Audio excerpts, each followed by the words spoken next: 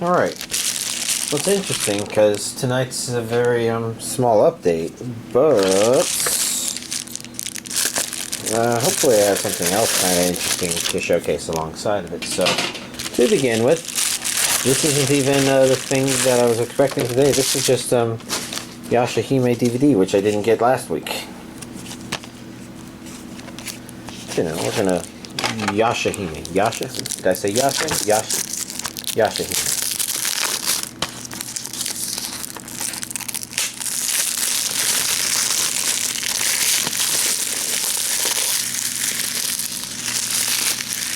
Alright. Some of that plastic didn't perfectly come off, but you know, basically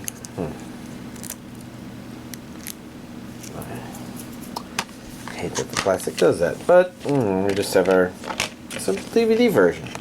Okay. So why don't I set this aside up here, and you know, we'll go ahead and go to these.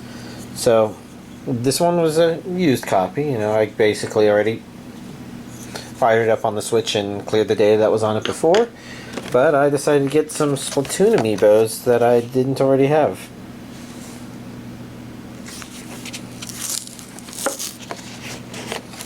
And part of the motivation for this is Splatoon 3 is just around the corner, and I was just trying to figure out what Splatoon 3 amiibos I didn't already have. And, I'm sorry, what amiibos I didn't have, which Splatoon 3 amiibos were going to come out, which I should pre-order. None of that's happening yet. And basically taking a look at what I needed to... what I could get, I guess. So, the amiibo card packs, the bootleg stuff, had 17. When I counted, I only had 14. So I'm like, well, what am I missing? And the answer is these guys. And it makes sense. Functionality-wise, they don't give you much. But from a completionist perspective, you know, they still give you something. And I'm like, well, what did they do differently from the normal ones? Because the normal ones, you know, if they're making amiibo cards of these, then clearly there's going to be some functional difference.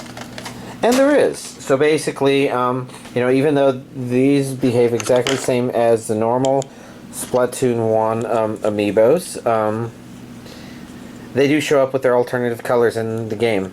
It's a little thing, but, you know, might as well. And to make tonight extra special, let's actually look at all the other ones. So here's the original normal colored trio. Boo. Then also from the... I had these mixed up.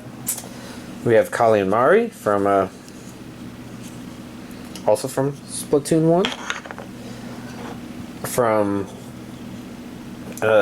Super Smash Bros. Series, you can tell because it's the golden disc on the bottom and not the goo at the bottom of all of theirs. It's you know, Inkling Girl. We have Splatoon 2 series. You have the Inkling Boy, Inkling Girl, and the purple Squid. Woohoo, lots of colors. Pearl and Marina from Splatoon 2 as well.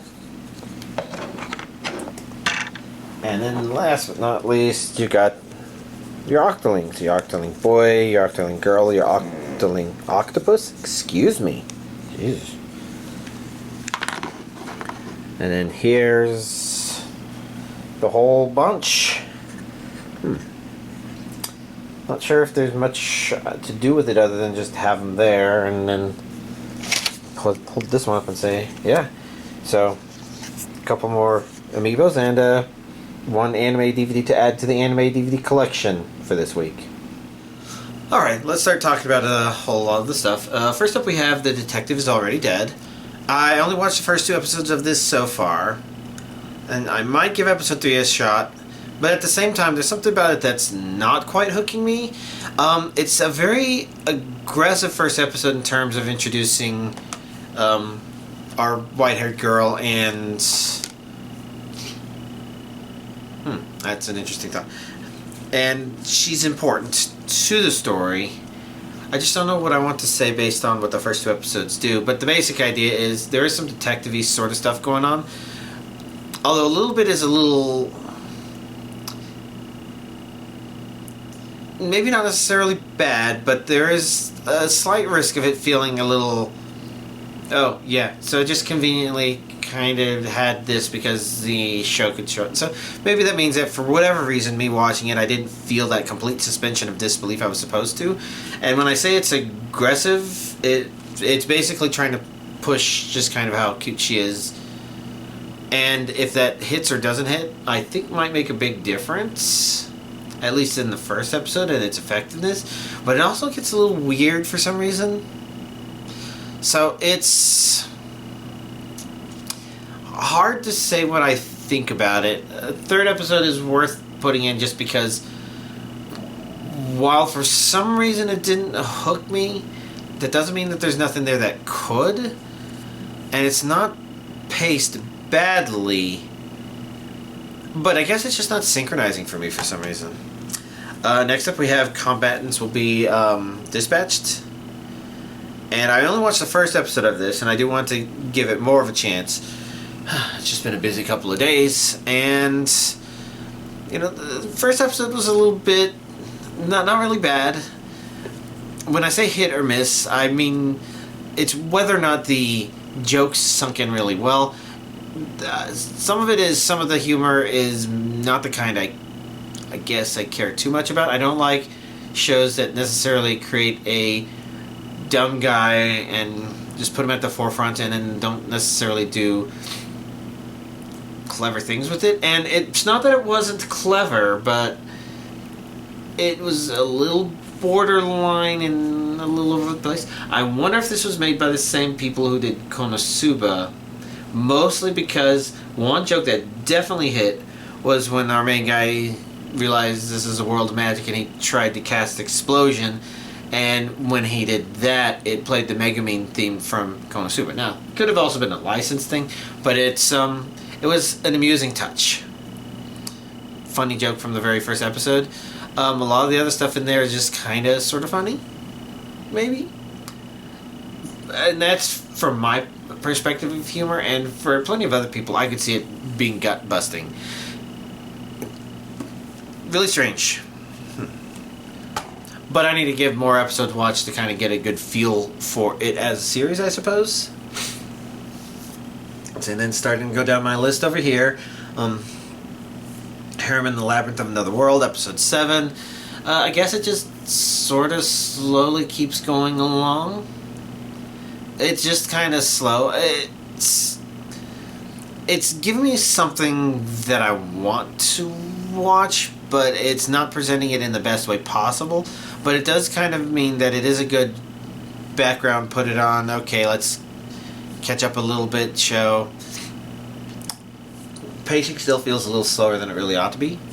Let's see, I'm Overlord, Season 4, Episode 5. This one was a good episode because it, I think I've described before that one of the things that made Overlord continue to be good is you have our main group of characters who are total badasses and their morals are highly questionable, to say the best, or maybe to say the least.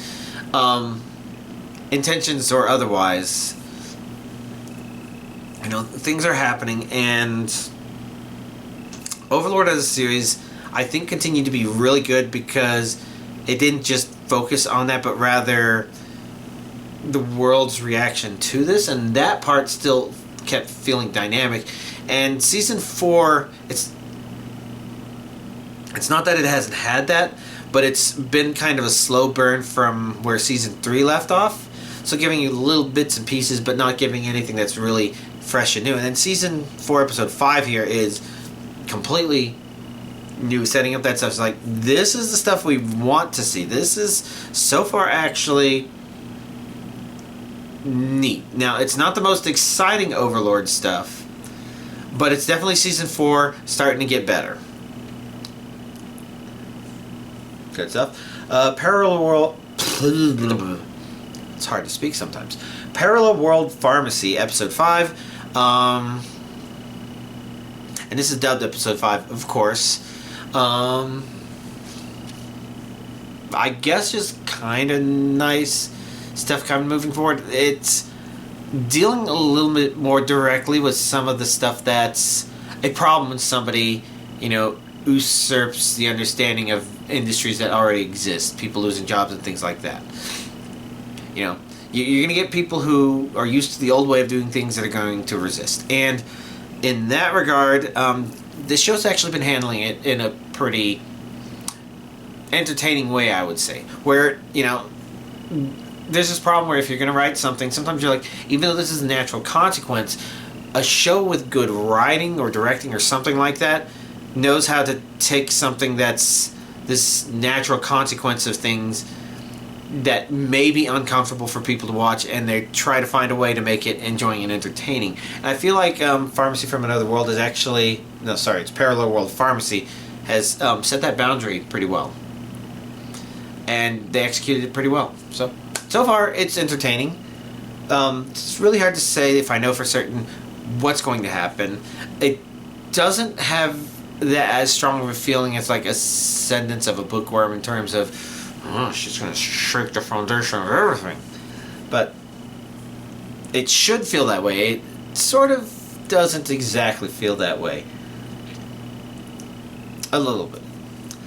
Next up, Black Summoner Episode 7. I don't even remember if I talked about Episode 6 last time. I don't even remember what all happened in there, but I do remember where Episode 6 ended. And it was an interesting setup for Episode 7 here. And Episode 7 was pretty entertaining and fun.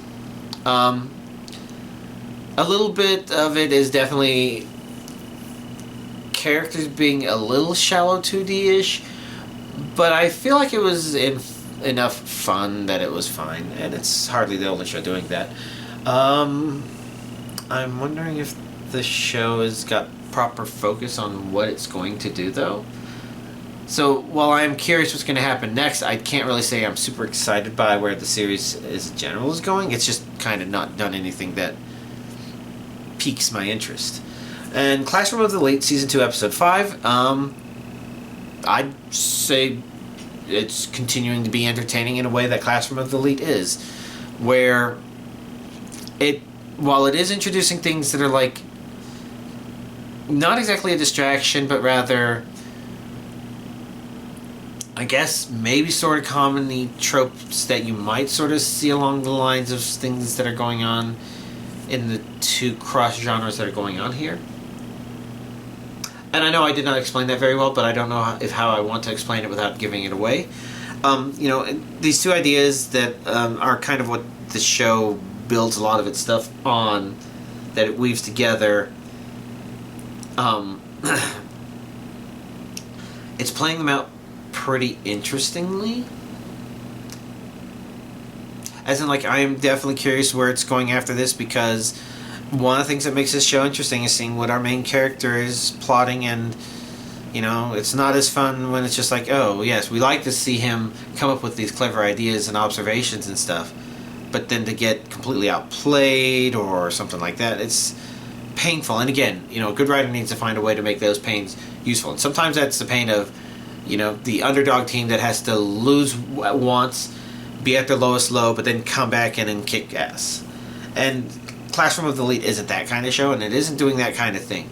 So instead, when it gives little bits and hints that it's doing the thing that the show needs to do, then it's pretty good and entertaining, which I feel Season 2, Episode 5 did.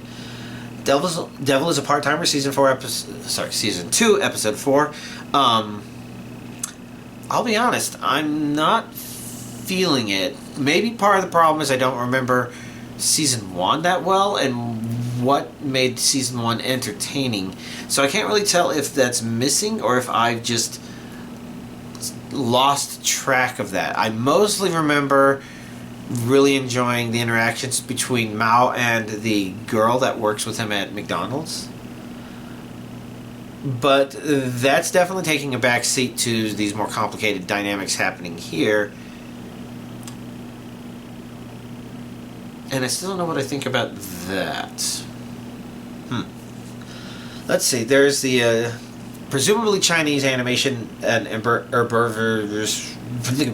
vegan dragon of 5,000 years gets unfairly villainized. so much easier to say it that way. You know, episodes. I watched episodes 2 through 5.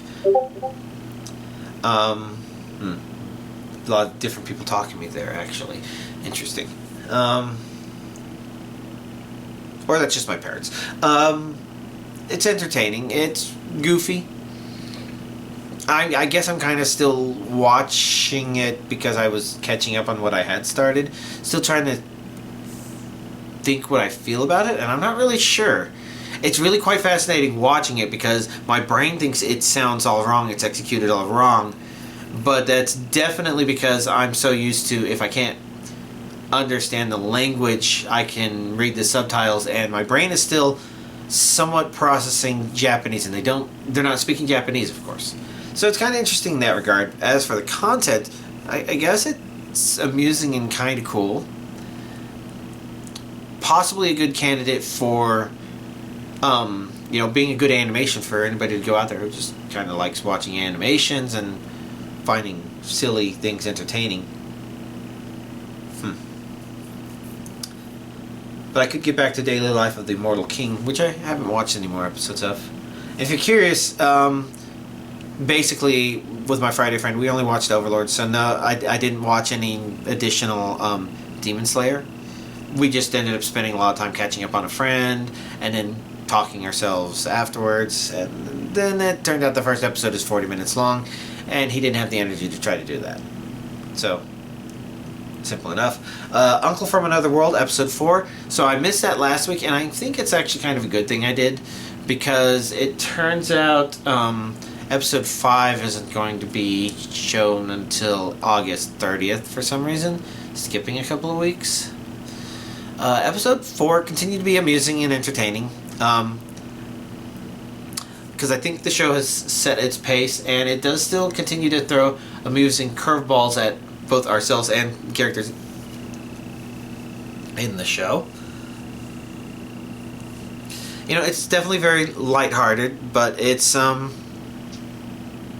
entertaining what it's doing. So it's unfortunate that episode 5 is going to come, and well, hopefully I will remember to check Netflix for that. Alright. That gets to the list of all the anime stuff I watched. According to my notes, I could have missed something. Probably not. Next up. Stranger Things. So, my Twitch friend is, we finished watching Stranger Things Season 2, not this previous weekend, but the weekend before. So, this past weekend, she started Season 3, and she watched the first 4 episodes of that, and, I was a part of the group of people watching that. For me, I'm rewatching it, trying to redigest it. And I kind of remember when I originally watched it, kind of saying, I guess it's watchable. Something about it doesn't quite feel the same as Season 1. It feels like it's a little more aloof and doing funny things. But if you like that, you're good. But, I'm coming back now, I'm saying the writing's actually kind of pretty bad. Which is interesting, because I know some people have said that the series, for them, got good after Season 1 and Season 2 and 3. And I'm guessing that for me, and maybe the people I'm watching it with, it's a little bit of the opposite. Well, Season 3 it's like, okay, you immediately started with the teen drama. And it's not even necessarily great teen drama. A lot of it requires people to deliberately not communicate and make kind of unreasonable assumptions, teen or not teen, etc. And it's not necessarily bad just because it's that, but it's kind of bad because it doesn't really serve the plot, so to speak. It feels like a big distraction, and again, at the end of the day, you're kind of looking at this and saying, why? A lot of people are being very inconsiderate of each other, bad communication, not even trying levels of communication, and yeah, the introduction of Robin is unfortunate because, one person was saying he likes her, and I can't blame him. She's actually a fun character. She's just kind of saddled down with bad writing, like some of the returning characters. Like poor Steve, he feels saddled down with kind of bad writing. Like, I don't know. And Max has at least evolved. So season 2, she was basically a nobody. Her only relationship to the group was girl. And you could have replaced her with any girl. You could probably replace her with pretty much any personality. And it still would have just been the problem that it was there. And at best, season 2 gave her an arc with her stepbrother Billy. But that had absolutely nothing to do with the actual story arc of Stranger Things 2, you know, the main story, so it felt like a pointless side quest. And season 3, of course, fixes that because Billy and Max are a lot more important, and their dynamic is a lot more important to the underlying story of season 3. And but the unfortunate thing is, like, for Max, okay, now suddenly Max being Max is more important, so they made her nobody into somebody, but then they make it where you're like, you want to slap him, say, stop making assumptions, start talking to people and listening to people. You know, so it's an interesting trade-off. But at the same time, you know, because a trade-off like that exists, I can see people still not liking Max. Makes sense. Season 4, she becomes a fan favorite. And the more I'm looking at the bad writing here in season 3, the more I'm looking forward to that. And the writing is just so bad in season 3 that you might have recalled that for season 2 I was able to say, you know, there's some stuff in here that doesn't make sense, but, you know, with what these actors are doing, you feel like they're actually pretty good actors. I can't think of anybody who felt like a bad actor. And I can say the same thing about season 3, but more along the lines of I get so distracted by the bad writing that I'm not sure if I'm noticing the good acting. And when there's good scenes that are like, okay, this is the scene that's actually kind of important, I feel like the acting of these characters is a lot more interesting, believable, well done. But season 3 just suffers from the overall problem.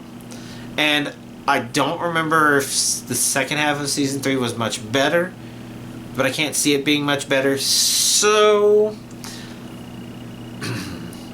pretty much I guess I'm going to just have to, you know, tolerate it and rewatch season 4 and then see what I think about season 4. But, you know,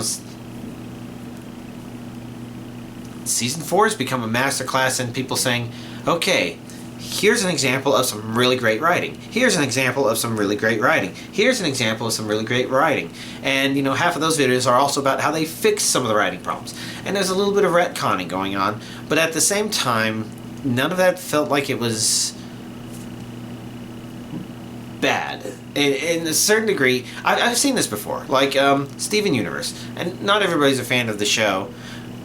And there's definitely a ever so slight tonal retcon shift in the first season, kinda, where the first season of Steven Universe, you can kind of tell they had this idea they were playing with and maybe what the bigger picture was supposed to look like, and then all of a sudden it snaps into place and it's just correct.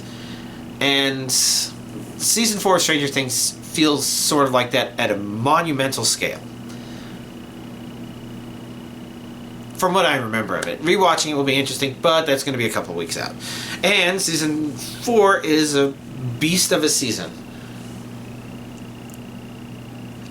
where, based on how we've divided up the previous ones, we may have to break season 4 up into maybe up to 4 separate things. I've given suggestions, and we're going to try something that maybe requires a little pushing, but I think with season 4 that'll be okay, because season 4 is actually pretty compelling. I say all this and I'm looking forward to being back there. When I've got all this anime to watch, and I keep not watching it. Because, let's see. So over the weekend, it just ended up being a lot of video games. First of all, Dead by Daylight. I'm trying to make sure I catch up on some Dead by Daylight stuff, because at a minimum,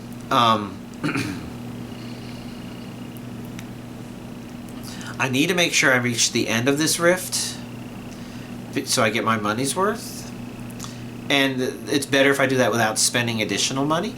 I don't necessarily have to, and if I feel like I'm pushing myself too hard with Dead by Daylight, then I won't do that. But it does mean that, like, tonight I did play 2 rounds to get my dailies out of the way. Plague and Ghostface. So if you played against a Plague who was puking on everybody until they hooked them all once, and then after that I was only hitting people with my M1 when they were healthy, so people could actually heal each other. Could have been me. If you're playing against a Ghostface who, I guess kind of did a similar thing, marks everybody like a madman, but only hooks everybody once, and then starts just kind of messing around and whatever people decide. I don't know if those people would recognize me as much. And Mimi Ghostfaces are a dime a dozen. But, you know, things like that happening. I am enjoying Dead by Daylight. I'm looking forward to the upcoming next release. I'm not quite sure what I'm going to do, but I've prepared a lot of blood points to at least try to do something with that. So probably I will focus on Killer first and level him up all the way to P3. Then I'll start working on the survivors. Probably. I haven't figured it all out yet, but that's the thought I had in mind. But that's then. Let's see. Then there was also Phasmophobia, which, you know, it's been around for a long time. It's changed a little bit since I last played it, and when I last played it, I was still not quite used to things because I used to play back when temperature sensors, thermometers, were the god tool. And the unfortunate thing was there was only 3 of them, so you can only locate the ghost room quickly by 3 people looking for it, and usually that was enough. And it's gone through a lot since then, and the campgrounds map still kind of worries me, but it's okay. I didn't die. In fact, the one time I might have died was because somebody was trying to kill somebody else using the voodoo doll, but they ended up killing me instead. Funny stuff. But yeah, it's kind of nice to play. It's not the most compelling of the games on my list of stuff that I'm trying to play right now. Monster Hunter Rise Sunbreak.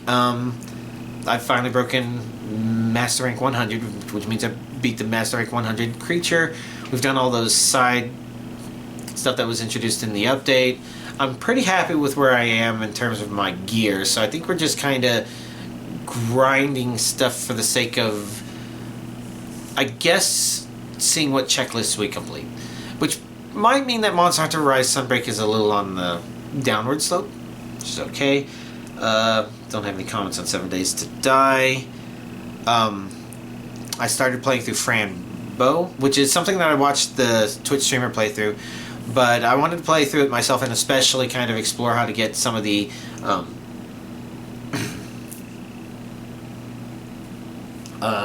achievements that she missed when she played through it, just to kind of have a clearer picture of the game, and then I might go on to Little Misfortune, but slow pace, maybe.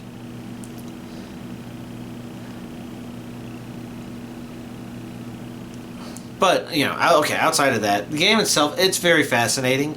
If you've not played it before, or you've not heard of it before, it's definitely very nice. It's point-and-click adventure, and I wouldn't even say that in terms of the mechanics and what it does, it's necessarily the best out there. But it does. I don't think it tries to be the best. I think what it's doing is the thing that point-and-click adventures do best, and that's create an environment for telling a story where you have to interact with it in certain ways. And it really, I think I've compared it before to like feeling like a mix of like Pan's Labyrinth and Alice in Wonderland in many ways. And the Alice in Wonderland one is probably tip-top there because it does show disturbing stuff, and it could feel like a gore fest, except the way that it handles it feels a lot more natural than it has any business feeling, which is, I think, what I mentioned before. Some of it has to do with the way our main character has dialogue with others, because it feels very Alice in Wonderland, like they're all talking at the same insanity level of wavelength, where it's like, okay, they can have this conversation, okay, yeah, this doesn't make sense, but their discussion back and forth also doesn't make sense from us, the viewer, who's like, why are you... And Franbo's kind of neat in that way. It's just a neat story, and it's definitely nice to kind of be looking through it myself.